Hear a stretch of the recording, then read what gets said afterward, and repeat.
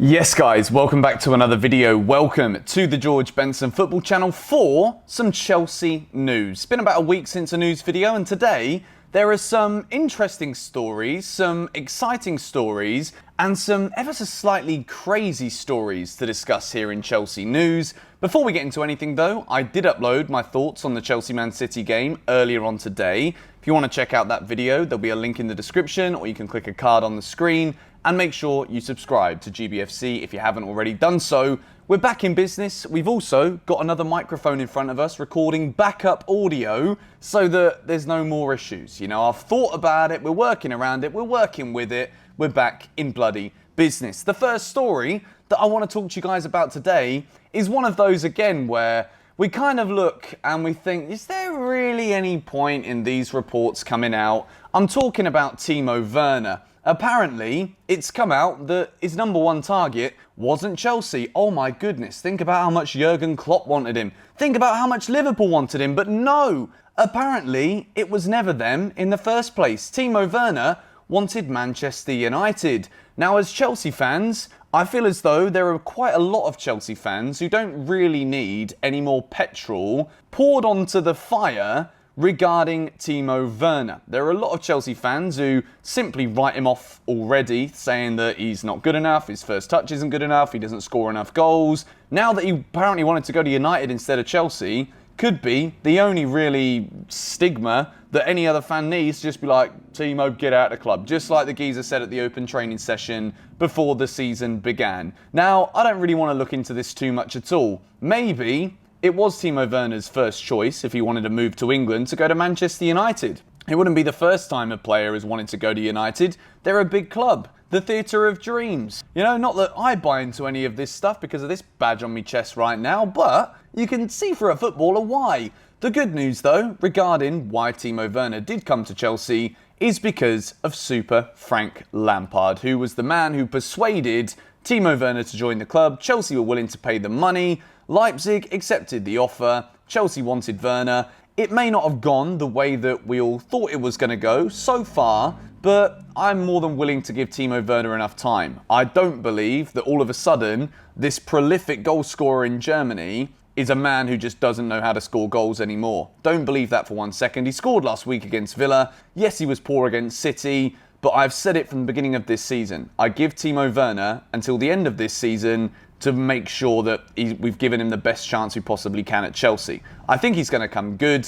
He wanted Man United apparently, but it is what it is. I think it's one of those where the best thing we can do as Chelsea fans is kind of ignore this news, to be honest. So even though I'm breaking it to you in the video today, I don't think it's something we should worry about. We shouldn't allow that to fuel any frustration or to fuel any deeper-rooted footballing opinion as to whether or not we support Timo Werner in a Chelsea shirt. That should never be a question. If Timo's at Chelsea, I support him, and my advice to you would be to do exactly the same. The second piece of news is good news, and it is regarding Andreas Christensen's new contract. Apparently, an announcement / deal agreement breakdown is imminent for Andreas Christensen's new Chelsea contract. That's great news. I did think that there was a potential that Christensen could leave if he didn't feel as though there was enough backing for him. Rudiger is looking likely, though, to be the one, if any, that is actually going to leave Chelsea. There is serious interest from Rudiger,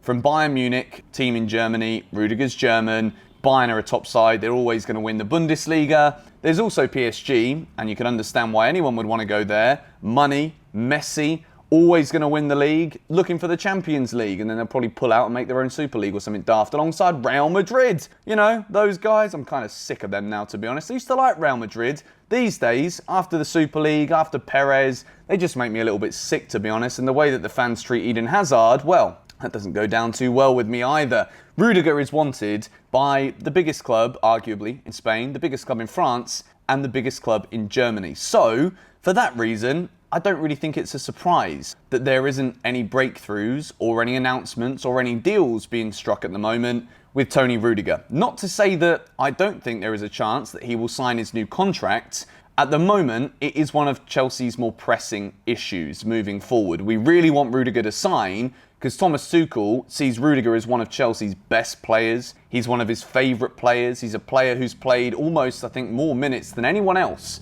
since he came into the club. So Chelsea looking for that Rudiger deal to be signed. There's absolutely no doubt in my mind that Chelsea will do everything they can to persuade Rudiger of the project that's happening here at Stamford Bridge. He's got one Champions League trophy already to his name. There's no reason why he can't make more of that. And I think despite losing to City at the weekend, I think Chelsea fans and football fans in general can be very optimistic about where this Chelsea team could go. Rudiger will be aware of that, and it just depends really if he wants a new challenge at a very important part of his career. He's not young, he's not old, he's in his prime years, but you can understand why he might want something new. We move into the next story in today's video, and it is regarding Chelsea's interest in Federico Chiesa. For those of you that don't remember Chiesa at the Euros, I kind of put the Euros on the back burner in my mind because it was just so painful for so long, to be honest. Every time I opened Spotify or YouTube, I got recommended Three Lions as a song every flipping day, and I'm like, can you just get off? So I started listening to other music. I started listening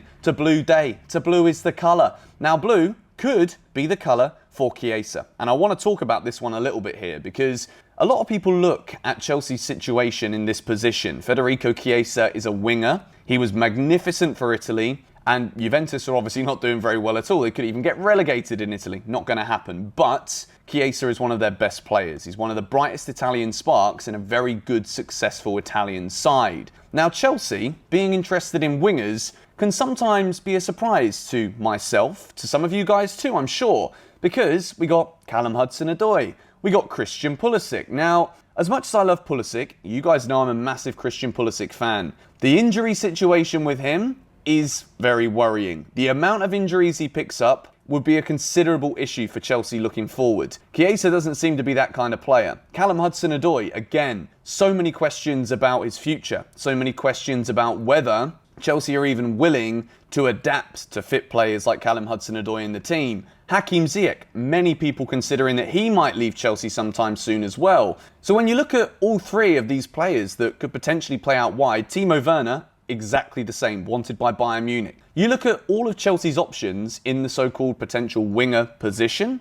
If we do change the formation moving forward, it will certainly be those guys within the consideration for Thomas Tuchel and Chelsea. When you look at all of them, there are questions about every single one of them. Now, I'm not sure I fully believe in the rumours that Chelsea submitted a bid of £85 million in the summer for Chiesa. I do think there are definitely some bulkings that have been done behind the scenes on that story to make it kind of fit the tabloids.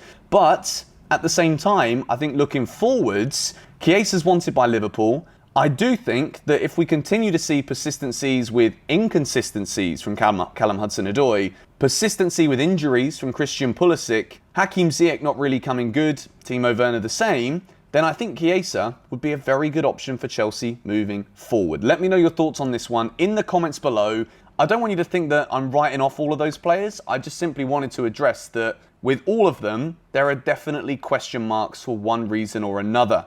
And Chiesa is a very, very top European player, playing at a Juventus team that really are going downhill. So the player might push for the move too. The final story of the day is regarding Chelsea's centre-back purchasing position. Now, Chelsea are reportedly dropping their interest in both Marquinhos, who about a week ago it came out that Chelsea were interested in the Paris Saint-Germain defender last summer. Obviously a defender that Thomas Tuchel has played with many times, as in managed many times, and Jules Koundé. They're all apparently being dropped for Mattijs De Ligt of Juventus. Now, for me, I think Marquinhos, straight out the gate, is the best option for Chelsea in the way that we play. I think in terms of where he's best suited in the defence, yes, the right centre-back position is where he plays at his best, but I still think overall, as an attacking outlet as well in this Chelsea team with ball-playing centre-halves like Christensen, Trevor Chalobah's brilliant with that as well, Rudiger fantastic with the ball at his feet, I think he kind of fits the mould a little bit better. Matthias De Ligt is also very good in this department, but I think the price that is currently being touted for Matthias De Ligt to come from Juventus is just absolutely astronomical. I thought the Jules Koundé 80 million was crazy. It looked at the end as though Chelsea would have got it for a far better deal for Chelsea Football Club. Didn't quite happen. But Mattijs De Ligt, it's being rumoured that it's over £100 million. Now, I'm not going to lie to you. I think he's a very good defender. He's obviously a brilliant leader, even for his age. And I think he will become a better and better defender. But at Juventus, I don't think he's actually been a defender who has performed at the kind of quality consistently enough to suggest that Chelsea Football Club should invest over £100 million in him. If you want to invest in someone who's been consistently good, you go for Marquinhos, in my humble opinion. But apparently, Chelsea are dropping their interest in both Marquinhos and Jules Koundé to go in for Mattijs De Ligt in January or next summer, preferably next summer, regarding making a transfer of this kind of magnitude. But anyway, I think out of all of those three, Marquinhos would be my first choice. Jules Koundé's got the age, De Ligt has also got the age, but I'd still pick Marquinhos. Let me know your thoughts in the comments down below. A lot of this will obviously depend on Trevor Chalobah's consistency this season, whether Rudiger signs a new deal or not. But you can absolutely guarantee if Rudiger doesn't sign that contract, Chelsea will be going in for a centre-back either in January or 100% next summer to boost in this position, be it one or two potential signings. But anyway, going to wrap up this Chelsea news video for you guys here. Thank you so much for watching. As I said at the beginning of the video, make sure you check out today's earlier video where I give my late thoughts on Chelsea being beaten by Manchester City. If you also want to download Ultimate Fan, it's a free-to-play game where you can also include pack subscriptions if you want. It's Fantasy Team, comes FIFA pack openings. I'll leave a link to that in the description too, and we'll take a look through how I did last week in an upcoming video in the next couple of days. Thank you guys so much for watching. Subscribe to GBFC if you are new, and I'll catch you guys later. Come on, you Blues.